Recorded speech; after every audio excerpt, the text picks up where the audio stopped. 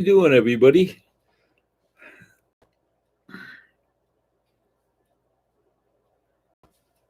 Thank you, sir. Oh boy. Um, Let me give you some updates that I have.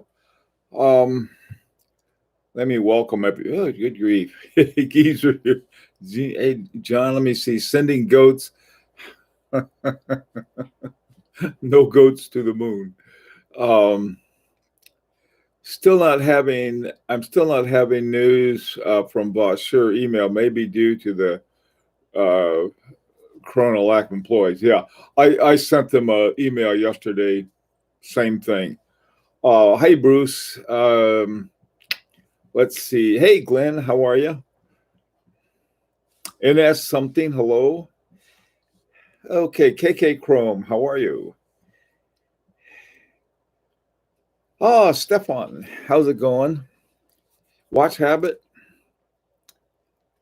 Okay. Joas, how are you? I'm glad to see everyone made it okay. Hi, Mark. Early bird. Mark the early bird. Okay, GMT Master, Dominic. Wow, flipping Zippo. How are you, GMT Master? Okay, well, good. We got a good bunch of people this morning. I just wanted to let you know, okay, that I'm sure others appreciate your time and we look forward to your live streams. Oh, good. I was a minute late today because I was reading my email. Um, okay, so let me tell you where we are, and I haven't even had my second cup yet. All right. Let's the first thing I wanted to talk about. I sent an email to Marco Lang and asked him if he'd be interested in selling us any movements that would fit into a 40 millimeter case. After this is over, I'm going to be emailing Rolf Lang and sort of get some clarification on those five watches that he had. Those were, I don't know if those were the watches or the movements or some combination. One of the things I was thinking, I think that really might help us a lot would be to ask is that, hey, could we get cases with those movements? And then we wouldn't, because a 44 millimeter, whatever they are, that size case is, that's not really fat because Rolf Lang's watches are nice and thin. I mean, they're not skinny thin, but they're not these big fat ones like this one right here. I mean, they're a nice size. So maybe for 5K for one of his watches, well, or the movement with the case, that would be. I would go for that. I don't know what the rest of you guys think. We're this, we do have time since we're cooped up here. Hey, Abdul, how you doing?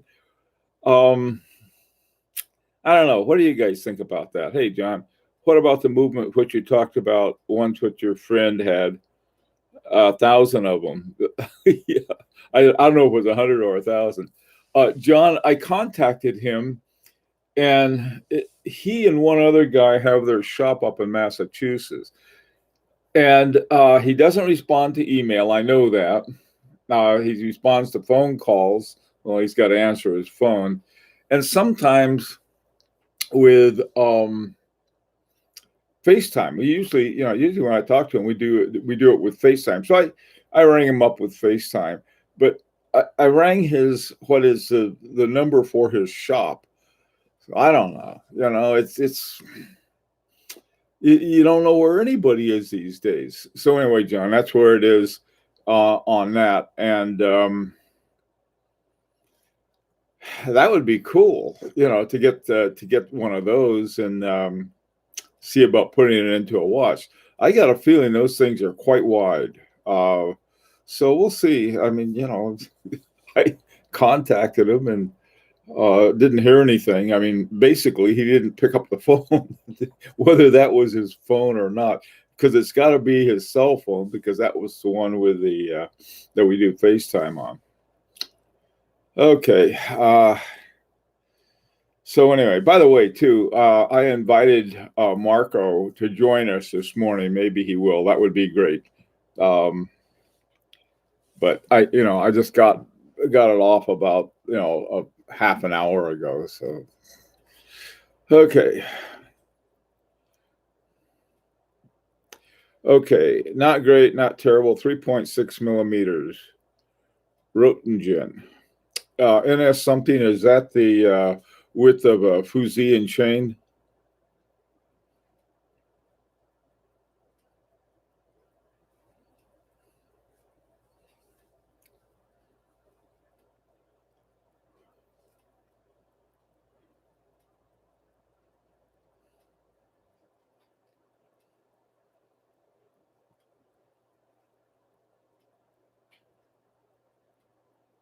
Oh, okay.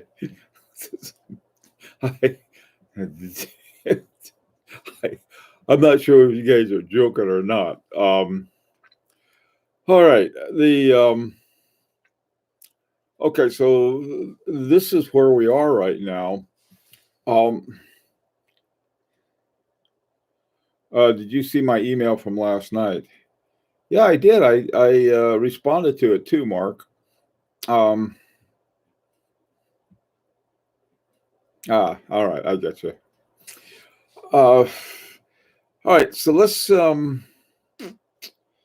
let's kick around some other possibilities. These are the ones we have so far. We have the UWD 31.2. What's the next one? Rolf Lang, Vaucher, and that's it. I think was there another one? Looking at and then I've made an inquiry for one from. Well, actually, I've made two inquiries. I sent one to Edward Milan and haven't heard back on that. So I don't know. It's like we do have options though, so that would be important. It's not like we're in a hurry, guys. What was that? Oops! Hang on a second. I gotta turn my phone off here. It let out a bellow, letting me know that I had an email. Let me see if that one was from somebody noteworthy. Okay. So, hey, Rob Cole. The Vikings are landing. Yeah. Hey, listen, those are my people, so they've already landed. Call to arms, yeah. Or it's Robin Hood. I don't know. That's that was my boy. You guys, you have really good hearing. Oh, you also have a better microphone too than I have coming into me. Is it Vaucher? Yeah, I wrote to them yesterday to get a price list from them on the 3002 HCSC. See, the problem is we have a lot of things it can be. It can be like they don't have all their employees. They're just closed for business. There's all kinds of reasons why we may not get the kind of response that we'd hope to. Let's see.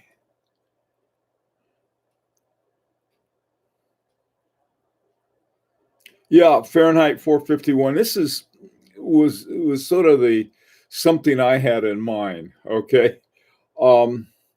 To do that, I think right now for the options that we do have available, the UWD would seem to be a top option. The problem is those They cost a lot, but not impossible for what their watches cost. Speaking of which, I've got on my Lang and Heim Frederick II, and this is it's got a fairly, what I'll call a routine dial, nothing crazy about it. And that was something else that we might kick around. Now, I like the idea of that Metropolis, which that's sort of wild. That may not be everybody's cup of tea. And so what are some other options that we might think about? There's one watch that is made by a lot of different companies. There's a certain font to it that sort of looks like, maybe a late Art Nouveau or an early Art Deco, somewhere in there. And it's a very popular one. The H. Moser has it on their Heritage, I think. It's a little more sporty, but not too sporty. I mean, it's not like dull sporty like certain ones are that I won't mention to upset people. Okay. What about a group order from Kadoki? Okay, that's a possibility. All right. Should we contact Kadoki? What do you say? Now, I know that he and Marco Lang are doing certain things together. And like I said, they're both in Dresden. They're probably not on, I don't know. Marco Lang seems to have a lot of diplomacy, at least in the things that he's written. But they may not have a lot to say to each other when it comes to, any kind of other cooperative thing. I don't know. Again, you never know what really went down in something like that. And I know a lot of people figure that the most important thing in the world is to get the gossip on that, but it really isn't. What the most important thing for us is to get a good movement.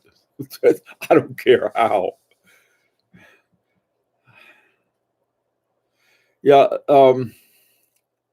Now, there are going to be a lot of people who start snorting about the Kadoki movement as being like, oh, well, that's ETA something or other.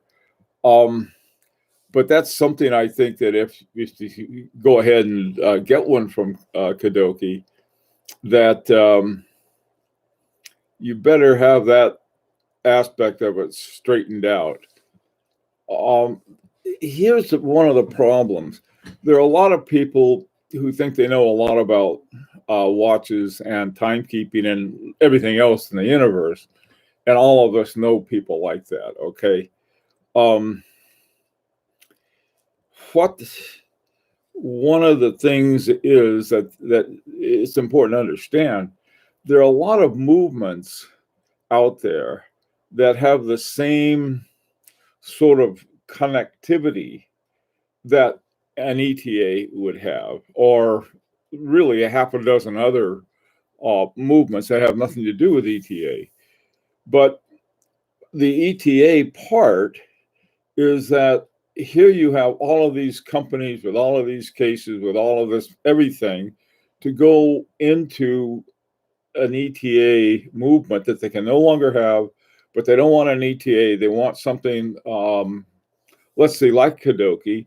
So what he does is that you have a lot of the similar points, okay? If you're going to have, for example, a small seconds at 6 o'clock, you got to have your pinions in the right place for the hands, for the center hours and center minutes, and then the small seconds. But some people see that, say, oh, it's an ETA. It's just like, give me peace on this thing. I used to think the same thing of a soprod until I read about it, and it's not. It wasn't an ETA at all. It was a Seiko 4L, but they made it. Seiko made it so that it could replace a certain ETA, And so there's a difference between a movement replacing another movement because it has similar fitting qualities, as opposed to being a clone or even any kind of copy.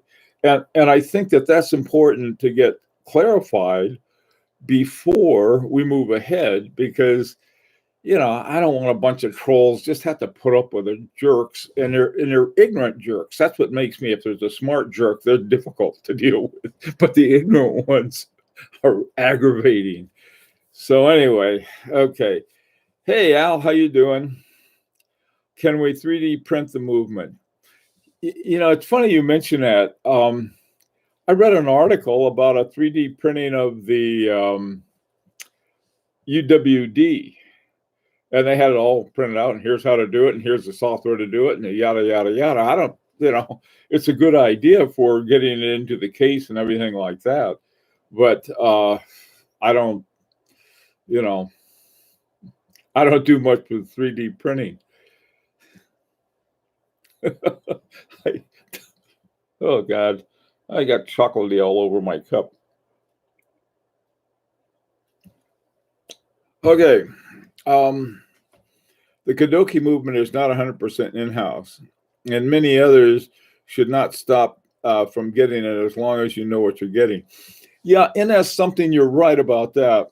What I was hoping was sort of something a little as newer as possible. If Kadoki used, for example, the Straumann hairspring from Moser, to me, I take that as a plus, not as a minus. So many of they're making so many Straumann hairsprings that are picked up by other companies, the very best, that something like that wouldn't bother me. What would bother me if it was like, I don't know, everything about it is just like it would be in an ETA. It's a hard kind of thing, but we have to check that out. The A11,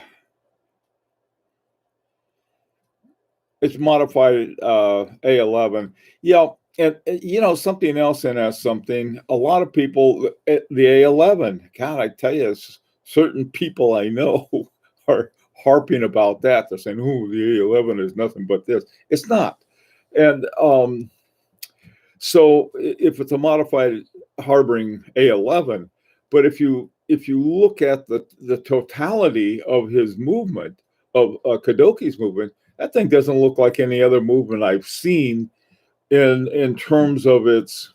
Now maybe it's just the plates and bridges that don't look like anything I've seen, but it has a very unique looking movement to it. Okay, it's highly modified. In a way, John, isn't everything a highly modified Abraham Breguet? I mean, what do you have? You've got your wheel train, you've got this, that, and the other thing. About the only thing that would be different is when they start sticking in silicone and things like that. Now, the difference between having a hairspring like, let's take the hairspring, the Straumann hairspring from H. Moser et Compagnie, where you have a niobium and titanium one versus one from Rolex. I think that their hairspring was niobium and psyllium. It's a big difference. One is, no, I don't know. I guess psyllium is an element, so I don't know whether an element that was around when Breguet was making watches. I don't know. These are things I think that would be important to kick around. Hey, Fahrenheit, case, dowel, hands, and crown is 75% for me.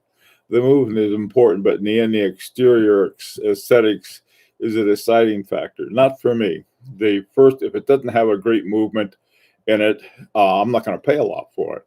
If it has an interesting movement, I'll like it, but I may not have to pay a lot for it, like my Jacquet 736. To me, that's one of the best deals around, and still trying to figure out exactly how that thing came into being. Okay, Kadoki used different hairspring than Harboring did, I believe, according to my bad recollection. Mark, Kadoki's, the Harboring Hairspring.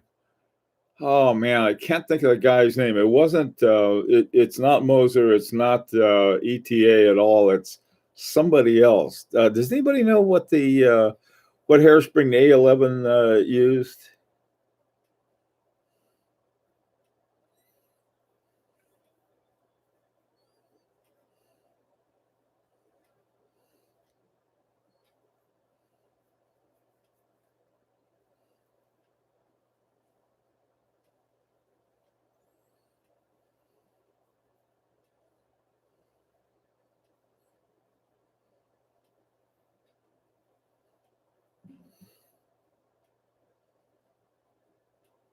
Andreas Strehler in Harboring. Um, I don't think so. There's another hairspring that he uses. I can't think of the name of it. Anyway, these are things I think that we've got to sort of settle ahead of time. Hey, pseudoscientists, 3D printing will be easy as downloading a mod for a game soon. That gives people will sell offline. It's my 2 cents. Okay, it was worth every penny of it, pseudoscientists. Let's see what's going on. Yeah, Andreas Strehler. It's not Andreas Strehler. Let me 1 second. Um,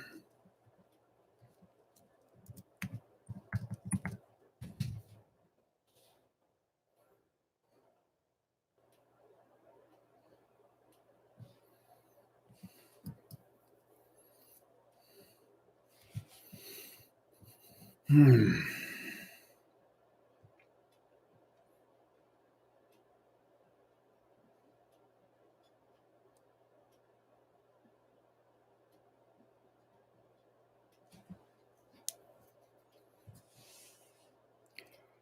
Okay.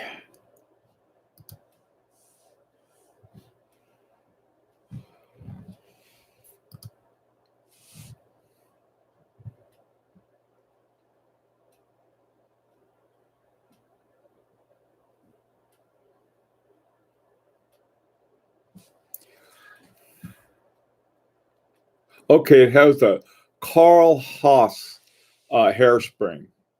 That's what I was looking for. Carl Haas hairspring on the Harboring.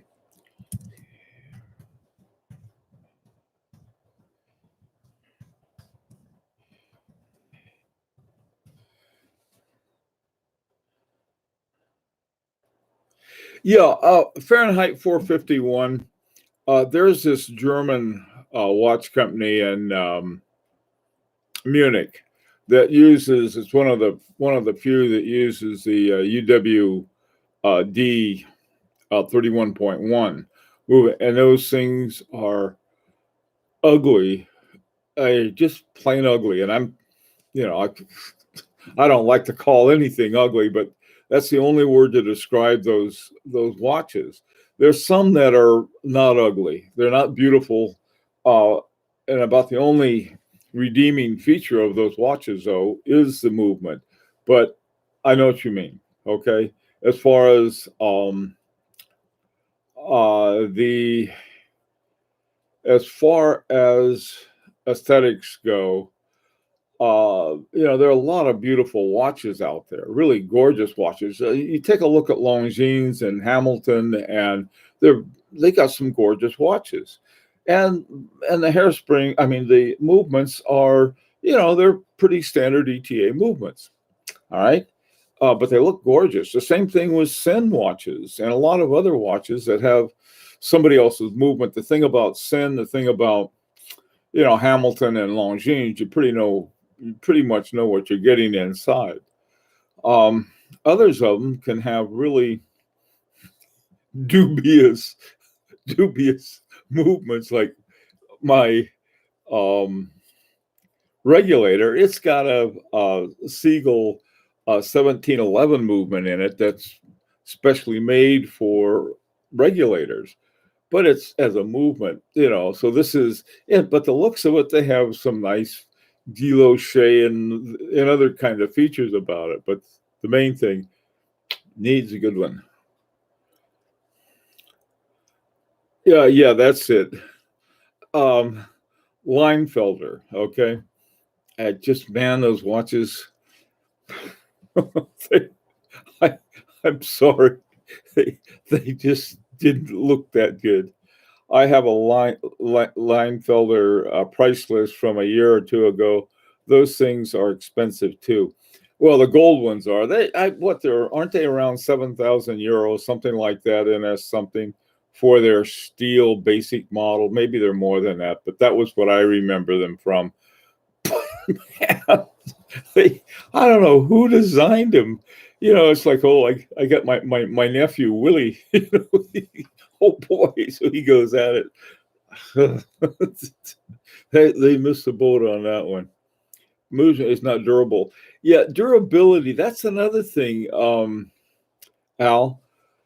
What about durability? I don't know how durable some of these really great looking movements are. I've got a feeling, this thing, when I look at this, when you see a movement like this, where you have the, that little delicate trigonal bridge and the diamond on the, that thing doesn't look like the kind of thing that's going to mud wrestle with a G-Shock or anything like that. So I don't know. Probably, one of maybe I'm wrong about this since I don't own a Rolex. But Rolexes always seem to have, like, the oyster case and all of that. You got like a real tough shell around a real tough movement. That's sort of my sense of it. If you want something that's durable and something that's going to, really, really take a beating and take a licking and keep on ticking, that would be sort of, that is in my mind of that. But I'm not sure whether that's right or not, but that's just the way it seems to be. Whereas my concern is a beautiful movement with something interesting about it. Something about somebody did something that makes it unlike the other movements, and yet it keeps good time. I mean, it super good time you get with a quartz. We all know that. Okay, so what else is going on? The best in-house movement is the one that doesn't break. Some of these new, if you drop the watch, it's gone. There's a reason why some love Rolex. It's not the finishing, it's the durability. Yeah, that's probably that's sort of my view of it. I mean, why else would you love it? For those. Okay. Okay, so if you want a durable movement, I don't know. I'm not sure. NS something, 79.50 euros in steel, and the dial looks like $5 watches. Look, you know what they remind me of is that I think they got some of their design ideas from some of the quorums. The quorum bubble. Some of those things are just like, whoa. Not only durability, but also surfability, serviceability in a long run. Joass, I tell you, that's something else I don't worry about. It's not a bad thing. It's just something I don't worry about. I've got an 84-year-old Portuguese. He doesn't speak too much English. Watchmaker. He doesn't use the time grapher, and yet can set the time perfectly. I don't know how he does it.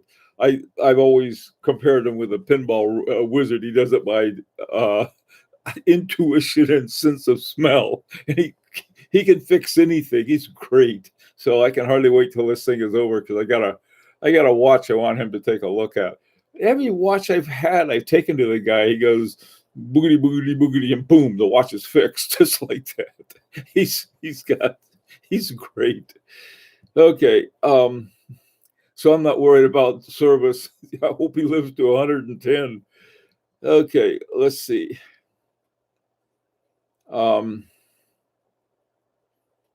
GMT Master. Okay, all right. Here comes. Well, I think we've just opened Pandora's box of the Rolex fans, and out they pour. they go. It's like one of harmonious box paintings coming out. Okay. People who love their old truck and they'll stand up to all kinds of things doesn't make them uh, better than a Rolls Royce. Yeah. Oh God, I had an old truck I hated, so I got I got nothing for old trucks. Oh, a fragile watch is exciting, living on the edge and all of that. But do not bump this watch. Yeah, yeah. I don't want a fragile watch. There's something, it's like I don't want to wear a tank on my wrist.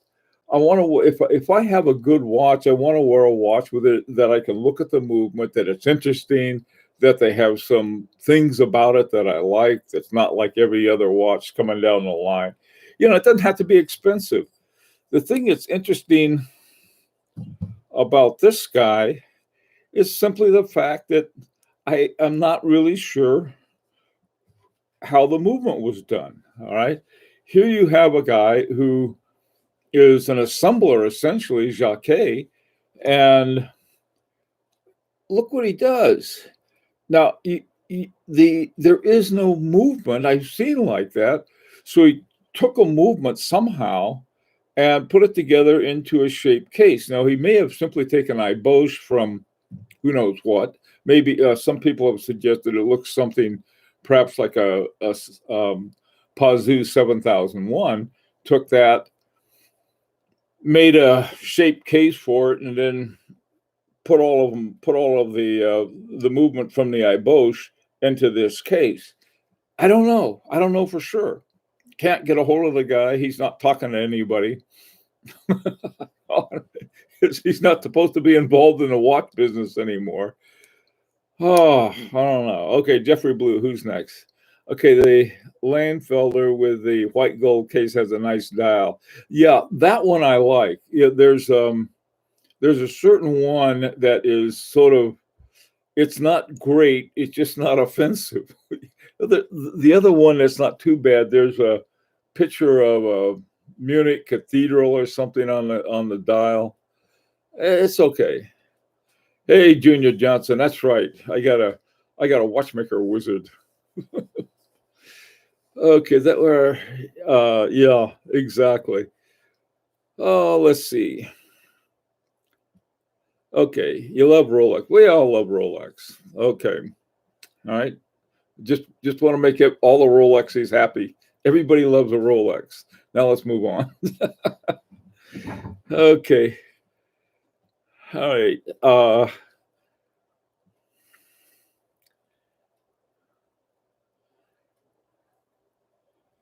Yeah. Yeah, I know. Oh God. I tell you, I could be an insufferable fanboy for Moser or for Parmigiani or for Langenheim, Rolf Lang. I'm just as insufferable as those Rolex lovers. So we all have our. My favorite watch brand at the moment is Parmigiani. People have no clue what you're wearing. They're beautiful and amazing movement, and 75% of retail. That's right. I mean, they're just. That's why I like them. And you have a living watchmaker in Michel Parmigiani. And it's a fun thing. They're from Fleurier too. It's just saying the word Fleurier sounds so much cooler than Geneva or Basel. Somebody, I think it was on this list that referred to Basel as a cow town. It was funny. Basel world, moo. All right, what's going on? Let's see. Okay, Al, you hate Rolexes and you own 9. There's a guy not paying attention to what he likes. Hey, Tom. Okay, actually, not that big fan of Rolex. If you really like a watch, a certain type of watch, then like it. It doesn't matter. I like Air Kings, but most Rolex people sort of stick their noses up at Air Kings. I think they're really cool. They have the same movement as a Milgauss, and but a lot of Rolex. Oh, an Air King, heck with them. I like them, especially the ones that have the the Bloodhound dials on them, which I think all of them do now. Okay.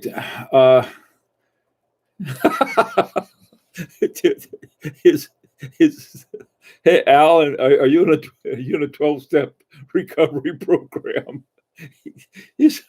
I don't know. It's sort of like it's sort of like the guy that 12 kids show up at his door that he's never met and say, "Hi, Dad." Is that your Rolex? Oh boy. I don't have 9 of anything, so that's let's see what's going on. Hey, Tom. What has the most offensive dial? Oh man, the Air King is not an offensive dial. It's a beautiful dial, and it doesn't even belong in the same ball field as the Pop Art. Okay, I like the ceramic on dive watches. Huh? Okay, yeah. My name is Al, and I am a watchaholic. Hey, Al. All right, guys. GMT Master Choice. Oh, hey, that's good. That is a good deal. Jacques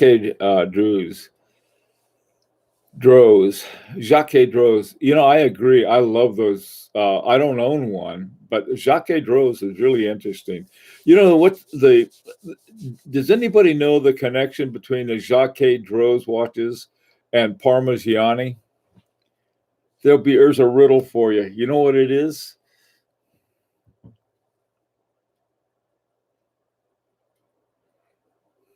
Yeah, I guess not. Can you email Kadoki? Okay, I'll email Kadoki. Okie dokie. I'll email Kadoki.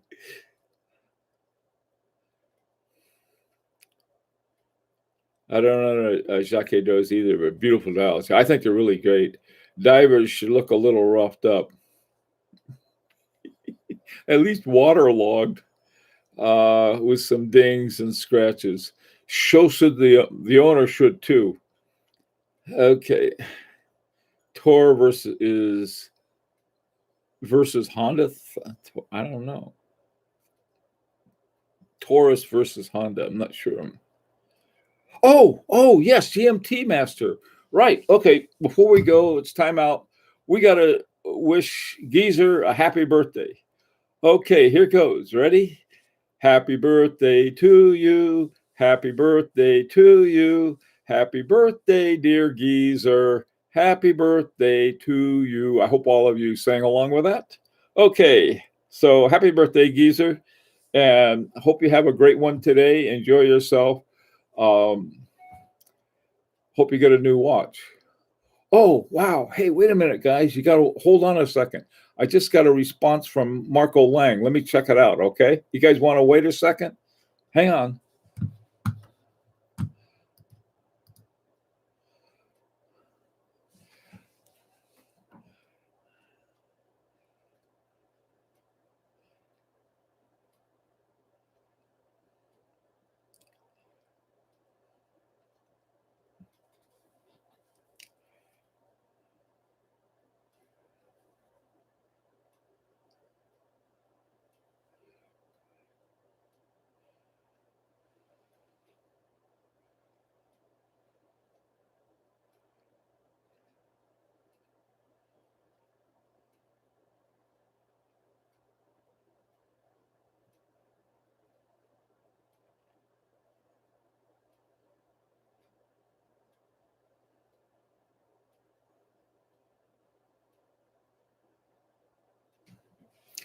Well, just got the response from Marco is that